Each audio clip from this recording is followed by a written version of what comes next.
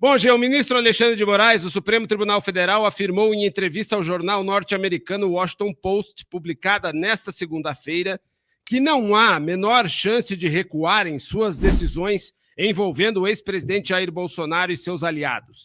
Abre aspas, não há a menor chance de recuar 1 milímetro sequer. Faremos o que é certo. Quem tiver de ser condenado, será condenado.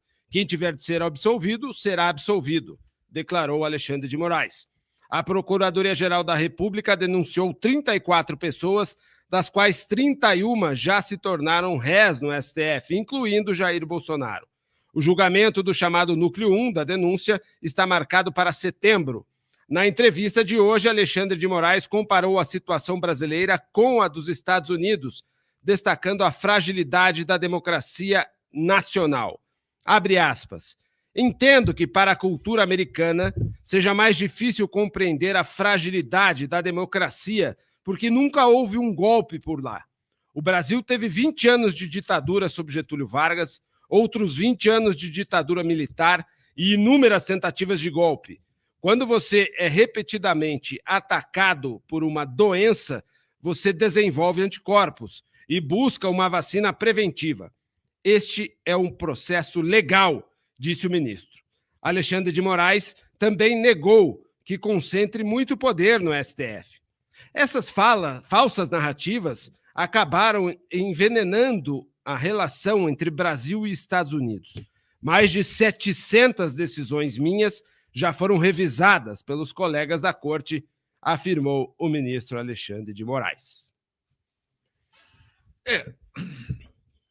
É preciso compreender quando uma mente tem influência, e esta influência claramente vem de um desvio desta própria mente. 700 decisões foram revisadas, diz ele. Bem, eu não sabia que ele deu só 700 decisões durante todo o tempo que ele é ministro. Já faz tempo, hein? Faz um tempinho já, desde o Temer. Pois é. Então... Faz uns 6, 7 anos já. Muitos anos se passaram. Ele tem... claro que ele quis se referir às 700 decisões que foram tomadas em relação a essas pobres almas que se envolveram naquele vergonhoso espetáculo de 8 de janeiro de 2023. É claro que ele está falando da decisão de uma senhora de idade, daquele mendigo que estava passando lá e se abraçou no churrasco, essas barbaridades que o sistema jurídico brasileiro vai levar para a posteridade e que certamente vão ser revisitadas pela história, vão ser revistas pela história. Nesse momento, ele defende as próprias decisões, esquecendo que conspurcou o processo. Ele está em várias posições no mesmo processo.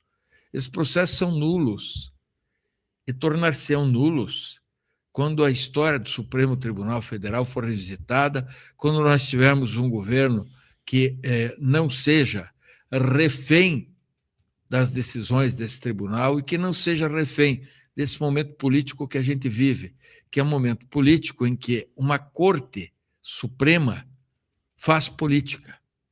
É inimaginável, num país desenvolvido, você ouvir um ministro dizer os disparates que são ditos pelo senhor Alexandre de Moraes.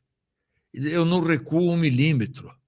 Quer dizer, um embargo de declaração, Rafa, você trabalhou no tribunal e trabalha e tal, você sabe para que é um embargo. Quando há uma dúvida suscitada por um advogado em relação à obscuridade de uma decisão.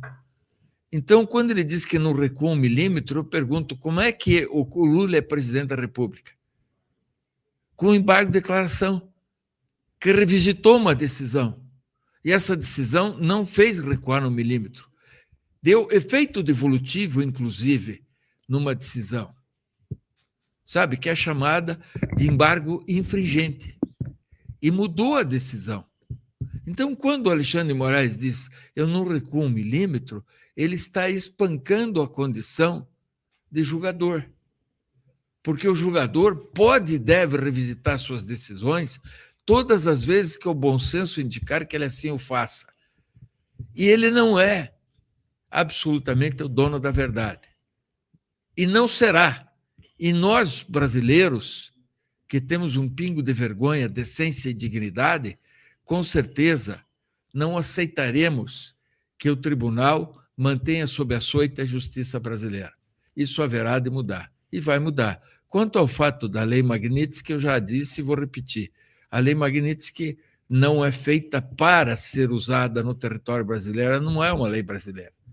Ela é uma lei americana com efeitos que são efeitos que atingem também países que têm negócios com os Estados Unidos, como é o caso do nosso, que é o segundo país exportador, o segundo país que mais recebe exportações do Brasil e dos Estados Unidos.